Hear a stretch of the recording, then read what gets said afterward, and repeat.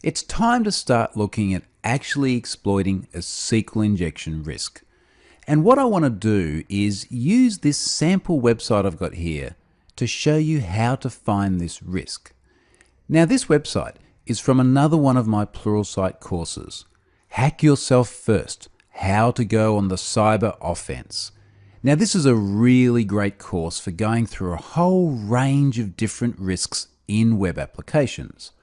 And amongst that set of risks is the risk of SQL injection. So it's a very handy place to go and actually test this risk. Now this site is public. It's over at hackyourselffirst.troyhunt.com. So you can go there right now and test this risk of SQL injection. And we'll be using this site throughout the remainder of the course. So it's a great resource to go and experience this firsthand yourself without having to set up your own database server and web application. Now the idea of this site is that it's intended to represent a way for people to vote for their favourite supercar. So that's why you'll see things like a leaderboard. You can see a supercar here in the banner at the top of the page. And as you can see from the title in the top left corner, it's called Supercar Showdown. You can also register and log in and search and do a few other things that we won't use in this course. But again, if you do want to take a look at that Hack Yourself First course, all of that is used fairly extensively. And it also has a pretty extensive range of vulnerabilities in it. What I want to look at now though, is right down the bottom of the page. So let's scroll down and we'll see that there's a section here on cylinder layouts. And what we can see here is that we have a different number of vehicles for different cylinder configurations. So for example, we've got 3 V8s. Let's go and have a look at those guys. So here are 3 cars, every one with a V8 engine layout. Now what we'll notice in the URL is that V8 appears here in a parameter called cylinders. So this is just a query string. This is all it is. A query string saying, hey, get us the V8s. If we change V8s to V12s, we'll get a different result. It looks just like this. So here are our 4 V12s. Now this is a very common pattern in web applications.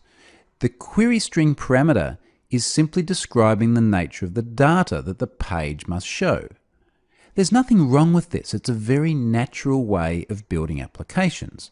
And what inevitably happens is that that query string parameter is somehow impacting the underlying query in the database. So you can imagine having a table somewhere in the database called supercar, and based on the name of this query string parameter, probably a column called cylinders, and then a query is being built up, and it includes a where clause which says, get me everything from the supercar table where the cylinders is equal to V12. So that's pretty basic stuff. Now let's make it a bit interesting. I'm going to change the URL and I want to use just one single character to test for the risk of SQL injection. And that character is this. A single quote. That's all it is. Let's load that page up now. So here we have something a little bit interesting.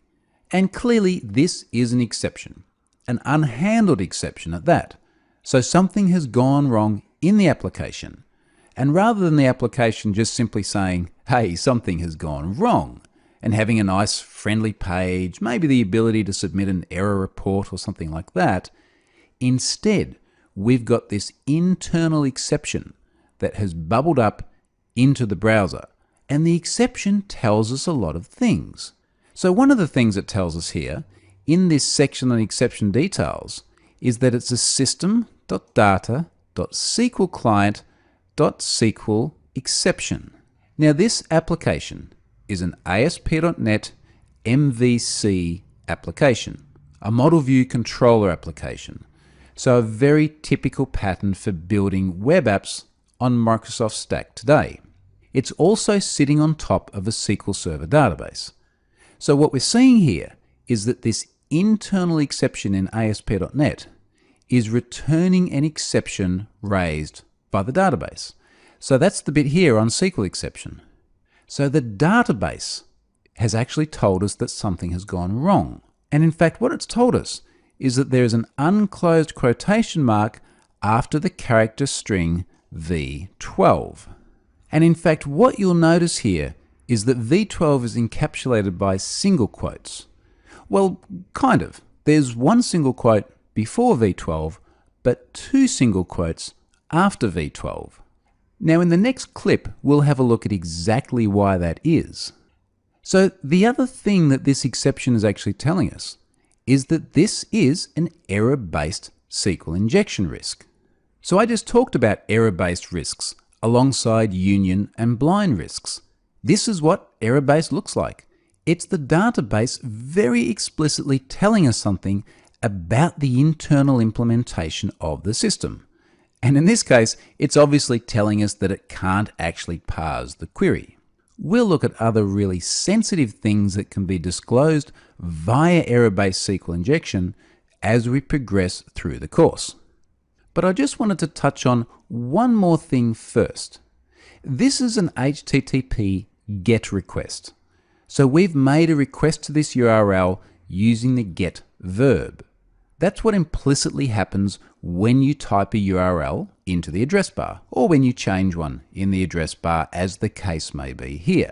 SQL injection risks are by no means constrained to GET requests.